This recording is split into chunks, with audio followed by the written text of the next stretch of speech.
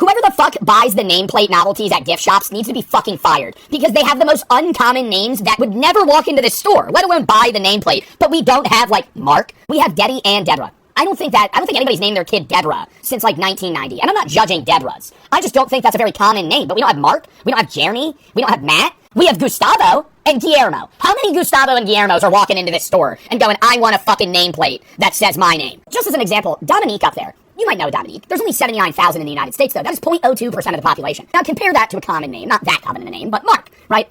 There's 3.18 million people with the name Mark. 79,000 with Dominique. We're banking that one of the 79,000 Dominiques walks into this specific shop and wants that nameplate that badly that they spend $35 to buy it. I feel like if you're going to do nameplate novelties, I'm just getting the top 50 most common names, and that's it. Like, if you're not within that grouping, sorry, you're not getting one. Because I'm so serious. Some of these nameplates have probably sat here for a decade. Like, they're not selling.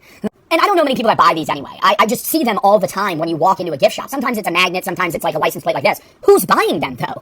I just love looking at them because they always have, like, the top 10 kind of names. I'm never not going to see my name, Joe, right? Very easy. But then they'll have, like, 30 or 40 different names that, like, maybe 50,000 people in the entirety of the United States have. And you're banking that that person walks in and buys this nameplate. And this is just one small string. You could probably have stories where you've seen names that just you've never even heard of before, but they have here. Giovanni, I get them having it. It's New York, right? There's probably a lot of Giovannis around here, but there's only 42,000 in the entire United States. And you're banking that the Giovanni walks in here and buys one. Heather was a popular name in 1970 and 80, and maybe that's the demographic they're shooting for, like people that are now in their 50s that want to buy these plates. Heather has only been given as a name to 217 people in 2017. Obviously, that's an old date, but like around 200 people a year get named Heather, and you're like